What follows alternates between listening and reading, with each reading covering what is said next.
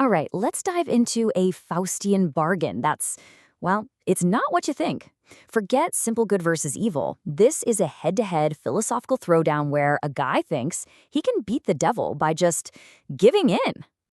And this quote right here, it just nails the strategy of our antagonist. See, we're not dealing with some brute who breaks you. No, this is a merchant. He doesn't use force. He uses something way more subtle, way more dangerous. Okay, so to really get what's going on here, we have to start in the abyss. Because this isn't just a bet for one guy's soul. It's a cosmic wager over what it even means to be ambitious. So picture this. You've got hell's bigwigs, Lucifer, Beelzebub, the whole crew, just laughing at humanity. Their whole playbook is brute force, you know? Pride, envy, the usual stuff. But then Mammon, the spirit of more, steps up. And he's got a completely different idea. And Mammon's approach, it's just different. He's called the least erected spirit, meaning his head is always down, always looking at the gold on the ground, even when he was in heaven. He's not trying to conquer you. He's a merchant. His weapon? That shiny, distracting illusion of wealth. So who's his target? A guy named Vesperus, a man who's taken sacred vows. Even the Lord calls him a model of striving. But Mammon sees an angle. He dubs him the inverted Nazarene because his deep piety is exactly what makes him the perfect test case for this special kind of corruption.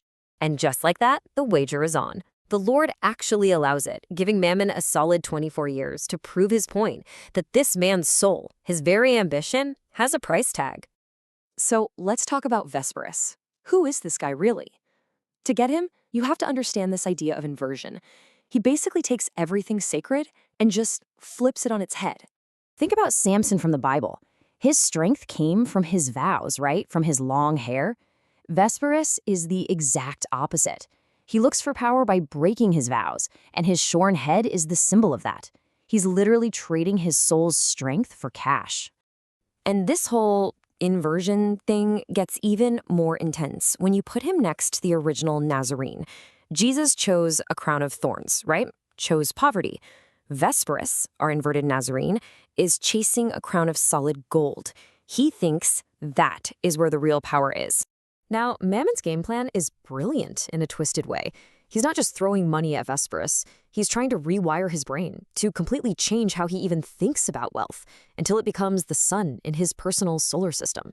He does it in 3 steps, and it's a masterclass in psychological warfare. First, make greed sound like a good thing, a virtue. Step 2, make hoarding, pure avarice, look like just being hardworking. And the final punch? Convince Vesperus that his value as a person is tied directly to what's in his bank account. I mean, sound familiar?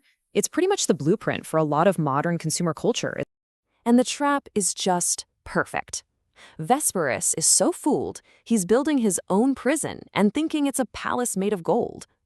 Every single coin he collects is just another bar on the window, another weight pulling him down.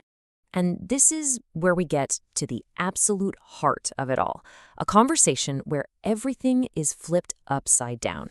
You have the devil arguing for nobility, and you have the man arguing that actually being greedy is the only honest way to be. So Mammon lays it on thick. He tempts Vesperus with this warped idea of what it means to be noble. Taking, owning, dominating. He frames it all as this grand act of self-affirmation. He's saying, stop being a slave to what you need and become a master of what you want. Rise above good and evil and just be. But Vesperus, oh man, his pride is something else. He thinks he's smarter than all this. He basically says, I see through your fancy words, demon. He rejects the noble path and chooses what he calls the ignoble, just raw, honest hunger. He says, I don't want to create values, I want to own the thing that measures them. It's an incredibly bold and incredibly arrogant counteroffer. And you can see their 2 philosophies laid out right here. Mammon's selling power as this grand, virtuous tool of destiny. Vesperus is like, nope, power is how much my wallet weighs. Mammon talks about the elevated want of a master. Vesperus just calls it what it is, raw hunger. So Mammon offers this chance to go beyond, but Vesperus doubles down. He wants to own the here and now, all of it, the mud and the gold. So, in his mind, Vesperus has found the ultimate loophole. His logic is, if I admit I'm a monster, if I fully embrace my ugliest desires, then you can't fool me with pretty words about virtue. He genuinely believes he's outsmarting the devil by being the most honest monster he can be. So, Vesperus makes his choice. He's totally sure of himself, completely confident in his cynical logic. And that's when Mammon springs the trap. He reveals the final, ironic twist that was there all along. Which brings up a pretty big question, right? Can you actually outsmart the devil by adopting his own worldview?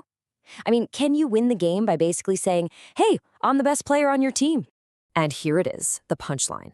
Mammon points out the massive paradox in Vesperus's whole argument. That passionate, intense, all-consuming effort he's putting into rejecting heaven, well, that is a form of striving. It's just a striving that goes straight down. He's working harder than anyone to get to hell. So, at the end of the day, Vesperus signs on the dotted line. He still believes, right to the end, that he's smart enough to game the system, even when the system is his own damnation. He takes the gold, and his plan is to build a world so rich and powerful that even demons will have to pay him a toll to get by. And that leaves us with this one final nagging question. Can you ever really escape a trap by deciding you love the cage? Is embracing your own prison, calling it a kingdom, is that the ultimate freedom? Or is it just the most tragic way to lie to yourself?